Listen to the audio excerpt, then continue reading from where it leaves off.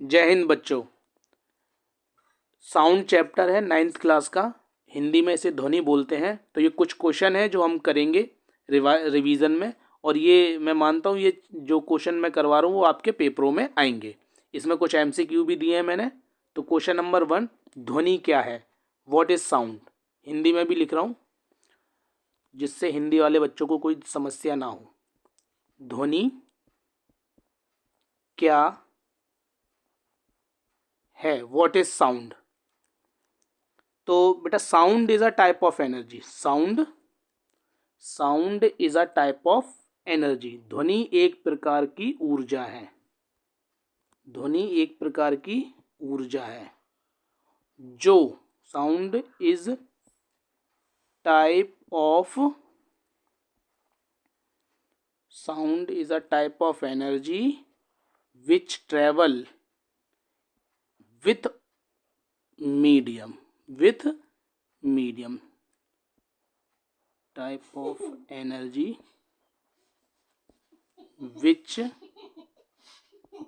which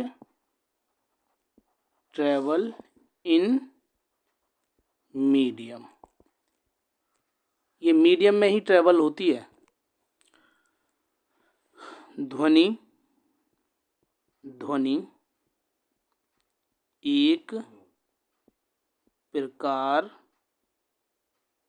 एक प्रकार की ऊर्जा है जो किसी माध्यम में चलती है। जो किसी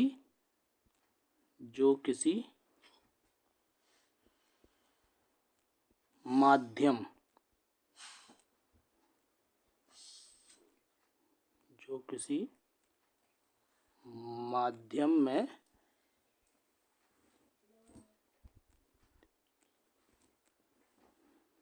में चलती है। एक बार और बच्चों, ध्वनि क्या है? अगर आप इतना भी लिख आओगे कि ध्वनि एक प्रकार की ऊर्जा है तो भी आपको पूरे नंबर मिलेंगे। ठीक है जी।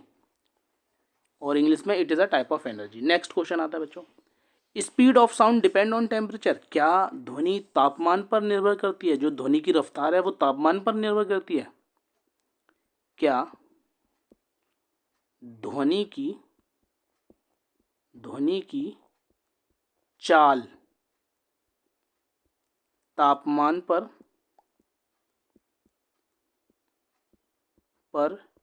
निर्भर करती है? तो आप इसका उत्तर लिखोगे हाँ जी करती है, यस।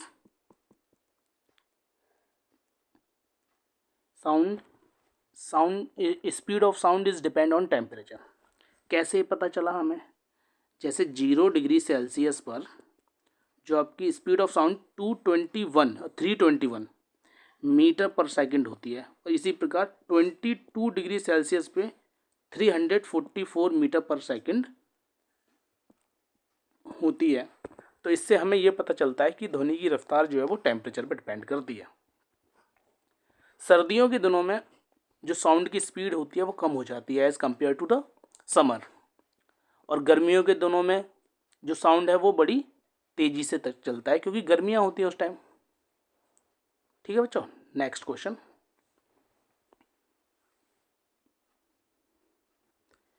ये बेटा तीसरा क्वेश्चन है, यहाँ नंबर नहीं डला है तो नंबर लिख लेते हैं।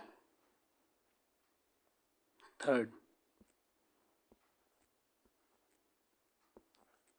अच्छा, speed of sound is different in different medium.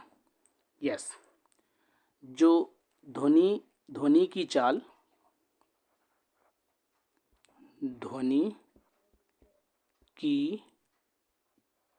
चाल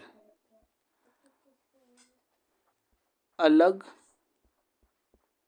अलग माध्यमों में अलग होती है।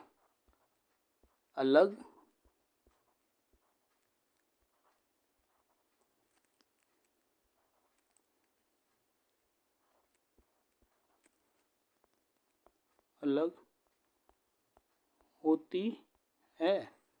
तो जैसे बेटा सॉलिड, सॉलिड के अंदर यानी कि ठोस हिंदी में, सॉलिड के अंदर जो स्पीड ऑफ साउंड होता है ना वो सबसे फास्ट होता है, सबसे फास्ट किसमें, सॉलिड में। उसके बाद लिक्विड में,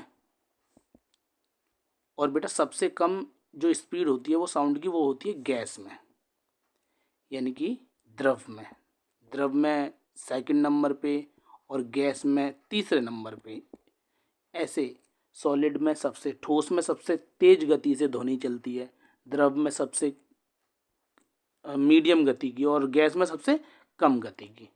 तो आपको ये याद रखना है कि साउंड अलग अलग ऑब्जेक्ट में अलग अलग स्पीड से चलता है। जैसे स्टील के अंदर सबसे तेज गति से साउंड चलता है, ठीक है, उसके बाद लिक्विड, उसके बाद gas. Next, what is the relation between wavelength, speed and frequency. Hindi में इसे बोलेंगे तरंग दैर्ध्य, तरंग दैर्ध्य, स्पीड यानी कि चाल, और आवृत्ति में संबंध बताइए। तो बेटा क्या लिखोगे आप, वेवलेंथ में केवल आंसर लिख रहा हूँ, वेवलेंथ तो स्पीड बराबर यानी कि v बराबर लैम्डा न्यू, ये आंसर है। v को बोला गया है यहाँ पे स्पीड, लैम्डा को बोला गया है वेवलेंथ, और फ्रीक्वेंसी को बोला गया है न्यू। तो ये एक वीडियो भी डली हुई है, रिलेशन को मैंने प्रूफ करवाया था। तो 1 नंबर का या 2 नंबर का सवाल है, अगर मैं 2 नंबर का पूछूंगा तो आपको प्रूफ करके दिखाना पड़ेगा। ये 1 नंबर में ही होगा, तो v is equals to lambda nu, बस यही आंसर है, ठीक है। Defined wavelength with unit. बेटा वेवलेंथ क्या होता है, देखो यहाँ पे, ठीक है बच्चों, देखो ये देख रहे हो आप और ये देख रहे हो, तो इनको, इसको बोलते हैं आर, रियर फ्रैक्शन, हिंदी में विरलन, और इसको बोलते हैं सी, कंप्रेशन, हिंदी में संपीड़न। तो सवाल है तरंग दैर्ध्य क्या है, तरंग दैर्ध्य क्या है।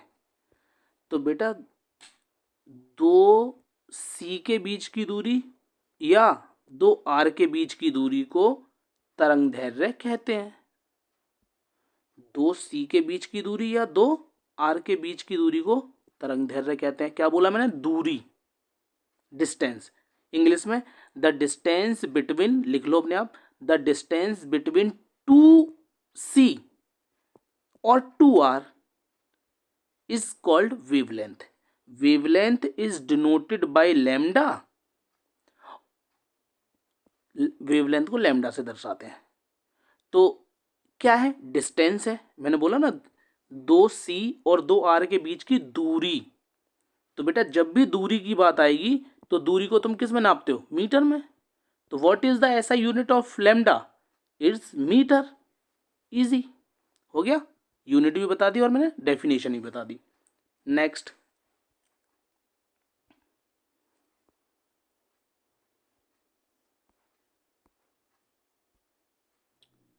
नेक्स्ट आता है बच्चों, फ्रीक्वेंसी क्या है, हिंदी में इसे बोलते हैं आवृत्ति। आवृत्ति क्या है, आवृत्ति क्या है। तो क्या लिखोगे, आवृत्ति क्या है कि, फिर पहले इंग्लिश में लिखवा देता हूँ, total, total number of oscillation, total number of oscillation in 1 second, सही है। 1 सेकंड में कुल ऑक्सीलेशनों की संख्या को फ्रीक्वेंसी कहते हैं हिंदी में।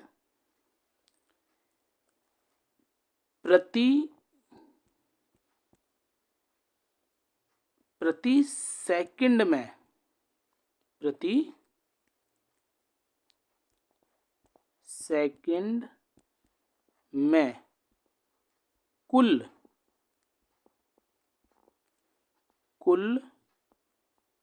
दोलन की संख्या को आवृत्ति कहते हैं। आवृत्ति कहते हैं। और बेटा एक बात और कहते हैं, आवृत्ति को न्यू से दर्शाते हैं, न्यू। और आवृत्ति का एसआई मात्रक हर्ट्ज होता है, हर्ट्ज।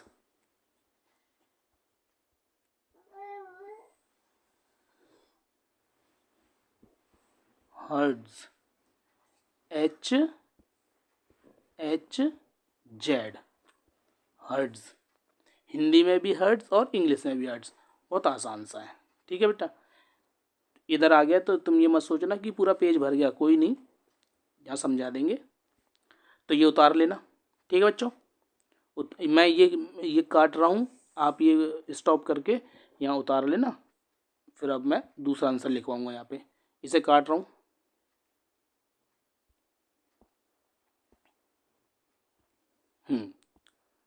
तो आ गया समझ में आपको, ये होता है फ्रीक्वेंसी। नेक्स्ट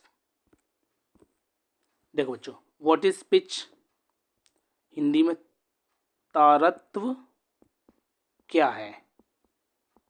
हमारा देखो ब्रेन बहुत प्रकार की ध्वनियों को सुन लेता है, समझ लेता है। तो अगर कहीं अलग अलग प्रकार के साउंड एक साथ बज रहे हैं, फिर भी हमारा ब्रेन जिन साउंडों को कैप्चर करता है, एक्सेप्ट करता है सुनने के लिए, दैट इज कॉल्ड पिच।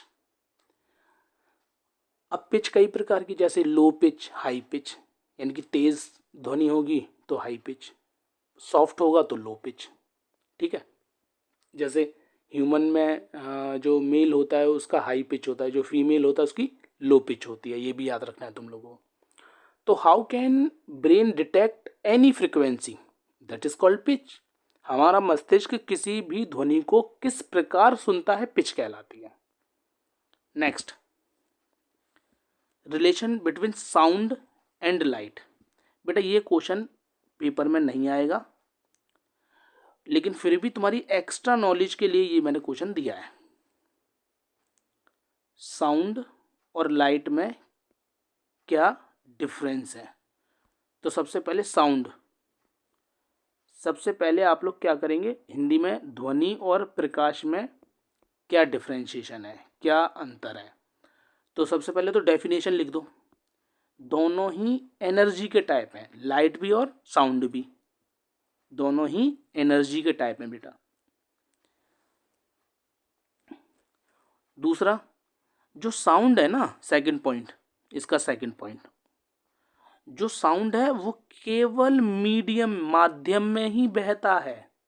लेकिन लाइट जो है ना, उसे चाहे मीडियम मिले या ना मिले, ये दोनों में ही ट्रेवल करती है। लाइट को बहने के लिए किसी माध्यम की जरूरत नहीं पड़ती। Light does not need any medium, it travel with और विदाउट मीडियम। और बेटा जो लाइट की बहने की रफ्तार है ना, वो बहुत तेज है, साउंड से कई गुना तेज है।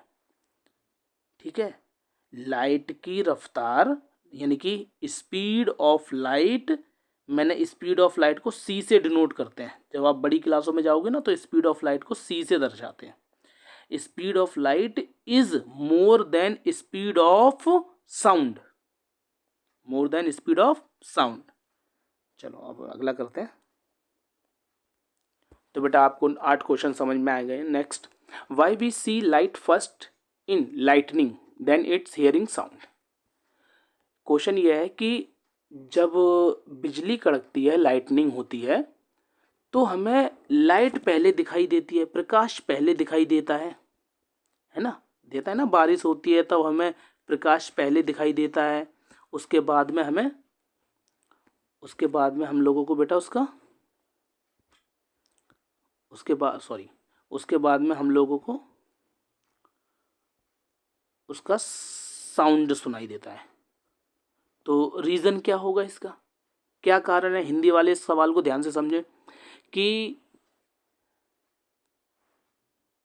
बादलों में जब बिजली कड़कती है तो उस सबसे पहले हमें उसका प्रकाश दिखाई देता है, उसके बाद हमें उसकी ध्वनि सुनाई देती है। क्यों?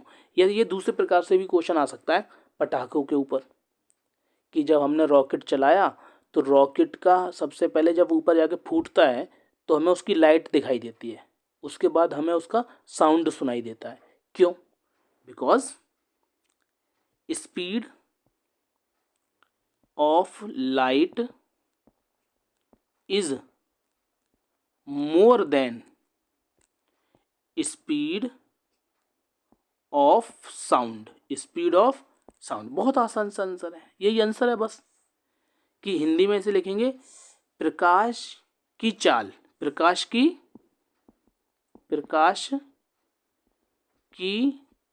चाल, प्रकाश की चाल कॉमा डाल के ध्वनि की चाल से अधिक होती है। ध्वनि की चाल से अधिक होती है, इसी वजह से ऐसी आपको फिनोमिना देखने को मिलता है, होती है। इस वजह से बेटा आपको ऐसा फिनोमिना देखने को मिलता है कि जहाँ पे आपको जो लाइट है वो पहले दिखाई देती है। Next, what is eco? मैंने इस इको के ऊपर वीडियो बना रखा है, आप जाके वहाँ देख सकते हैं इको, और इसके ऊपर मैंने क्वेश्चन भी करवा रखा है, आप वो क्वेश्चन भी देख सकते हैं। तो ये तो आपको वीडियो में ही देखनी है, ठीक है बेटा? मैंने बिल्कुल अच्छे तरीके से क्वेश्चन समझा रखा है इसके ऊपर। What is reflection of sound? बेटा इसकी भी वीडियो अवेलेबल है, आपको ये भी देखना है। और इसके ऊपर मैंने MCQ के क्वेश्चन समझाए थे 5 कैसे आते हैं, वो भी आपको वीडियो में ही देखनी है। नेक्स्ट,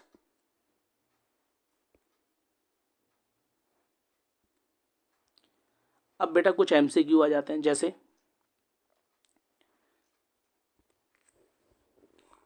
तो बेटा MCQ देखते हैं पहले। What do dolphin and bat use? इनमें से डॉल्फिन और चमगादड़ में बेटा ये क्वेश्चन इंग्लिश में लिखे हैं, लेकिन मैं हिंदी में उच्चारण कर रहा हूँ, तो आप बिल्कुल ध्यान रखें। और अगर आप लिख भी सकते हो ये कि डॉल्फिन और बैट माने चमगादड़ क्या यूज़ करते हैं? अल्ट्रासाउंड, इंफ्रासाउंड, या अल्ट्रा और इंफ्रा दोनों, या कोई भी नहीं। चौथे एग्जाम्पल, तो अल्ट्रासाउंड को बोलते हैं पराश्रव्य ध्वनि, और इंफ्रासाउंड को बोलते हैं अश्रव्य ध्वनि, ठीक है? तो जो डॉल्फिन और बैट्स अल्ट्रासाउंड यूज़ करते हैं, क्या यूज़ करते हैं बेटा? अल्ट्रासाउंड। तो ध्यान दें, ultrasound. Children under the age of 5 can hear up to 25 kilohertz sound. Okay, जब बच्चे जो होते हैं 5 वर्ष से, तो वो कितनी ध्वनि को सुन पाते हैं, कैपेबल हो पाते हैं? तो बेटा वो 25 किलोहर्ट्ज तक की ध्वनि को सुन पाते हैं। Revibration of sound is used, Hindi में अनुरणन, ध्वनि का जो अनुरणन वाला टॉपिक है ना, जब आप पढ़ोगे तो उसमें देखो डॉक्टर वाला स्टेथोस्कोप वाला एग्जाम्पल था, मेगाफोन वाला एग्जाम्पल था। या ट्रम्पेट क्या होता है? ये ट्रम्पेट क्या होता है? आंसर ये नहीं है। जैसे बिगुल नहीं होता, बिगुल ऐसे करके, ऐसे और ऐसे करके यहाँ बजाने वाला होता है, और ये कई बार राउंड शेप में होता है ऐसे करके, फिर ऊपर ऐसे निकल लगे होते हैं हाथ डाल के ऐसे, है ना? इसे ट्रम्पेट बोलते हैं। तो रीवाइब्रेशन का इसमें से कौन कौन उदाहरण है आपको बताना है। अनुरणन का यूज़ कहाँ कहाँ होता है? स्टेथोस्कोप में होता है, हाँ जी होता है। ट्रम्पेट में होता है, बिल्कुल होता है। मेगाफोन में होता है, बिल्कुल होता है। तो the answer, all of this, सब में होता है ना। Next, to hear a distance echo each time travel in each time interval between the original sound and the reflected sound must be। देखो बेटा, मैंने आपको समझाया था पहाड़ वाला एग्जाम्पल, उस जब आप वीडियो देखोगे उसमें पता चल जाएगा। यहाँ एक्स लिखा, यहाँ एक्स लिखा, लड़का यहाँ खड़ा है,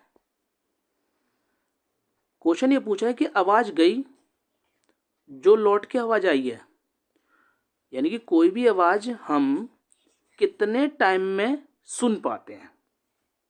तो द आंसर इज 0.1 सेकेंड। सबको पता है ये वाला आंसर, ये ही नियरेस्ट टाइम है हमारे कान के द्वारा सुनने के लिए। 0.1 सेकेंड में हम कोई भी साउंड सुन पाते हैं। नेक्स्ट, हाँ जी, स्पीड, वेवलेंथ और फ्रीक्वेंसी में रिलेशन बताना है। ठीक है बेटा, इसके मैंने ऑप्शन इस वजह से नहीं लिखे क्योंकि ऑप्शन कोई भी हो, अगर मैं यहाँ पे लिख देता तो आपको ऑप्शन याद रखना है। Speed is equals to lambda nu, यही तो रिलेशन है। अगर ए बी सी डी में कोई भी ये आंसर होता, यही सही होता। ठीक है, ये वाला ठीक होता। Next, sound is produce by, sound कैसे पैदा होता है, फिल इन द ब्लैंक्स है, किसी भी वस्तु का साउंड कैसे पैदा होता है। तो बेटा वाइब्रेटिंग से। आंसर इज कंपन, हिंदी में कंपन से ही ध्वनि पैदा होती है। ठीक है बच्चों, कंपन से ध्वनि पैदा होती है। The upper frequency limit the Audible range of human hearing is about, जो हमारे सुनने की जो अपर है, अपर लिमिट, रेंज कितनी है बताओ। रेंज, इस सवाल को दो तरीके से दे सकते थे हम, लेकिन चलो हमने एक ही तरीका दिया। हमारे कानों की जो रेंज है ना सुनने की, वो कितनी है, 20 हर्ट्ज से लेके 20 किलो हर्ट्ज। ठीक है बेटा, अब सवाल आपसे ये पूछ रहा है, हिंदी वाले ध्यान से समझे, कि जो सुनने की जो क्षमता की जो रेंज है, उसकी ऊपर वाली फ्रिक्वेंसी कितनी है। तो बेटा ऊपर वाली फ्रिक्वेंसी कितनी है, 20 किलो हर्ट्ज, और नीचे वाली कितनी है, 20 हर्ट्ज। तो अपर वाली, तो ए आंसर सही है इसका। Next, the distance between consecutive crest and trough is x, then wavelength of the wave is, अच्छा तो बच्चों the distance between a consecutive crest और थ्रफ, इसको बोलते हैं हिंदी में, जैसे ये है ना, ये जो होता है ऊपर का, इसको बोला जाता है क्रस्ट, और नीचे वाले को बोला जाता है,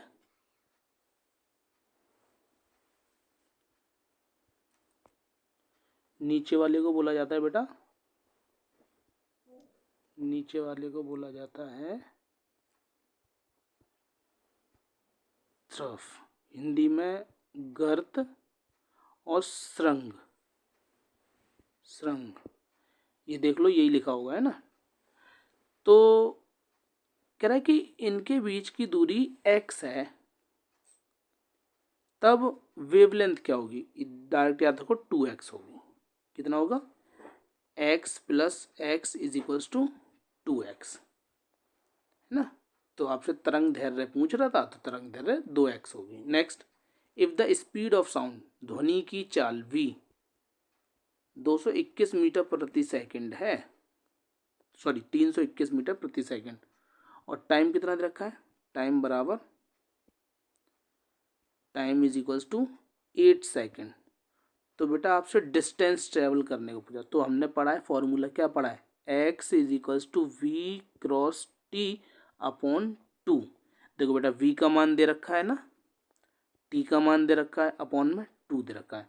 t का मान जो कि 8 यहाँ लिखोगे ना आप, यहाँ समझा रहा हूँ, देखो यहाँ ध्यान से देखना, यहाँ देखो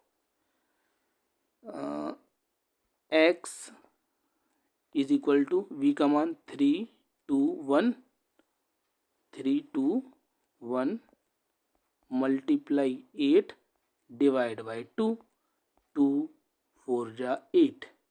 अब बेटा 4 की मल्टीप्लाई डायरेक्ट 321 से कर दो, वही आपका आंसर होएगा एक्स का डिस्टेंस। और एक्स का जो वैल्यू होएगा ना उसे मीटर में लिख लेना, ठीक है ना। बस इतने बेटा ये हो चुके हैं आपके पास क्वेश्चन, ठीक है। अच्छा एक बात और, तो बेटा ये वीडियो कंप्लीट हो चुकी है 20 क्वेश्चनों की। अच्छा ये जो क्वेश्चन है शायद 3 वीडियोस में जाएंगे, तो आप तीनों वीडियो आराम से देख लेना ध्यान से, ठीक है। और इन वीडियो को लाइक करें, शेयर करें, कमेंट करें, अच्छा रिस्पॉन्स दें। Thank you for watching.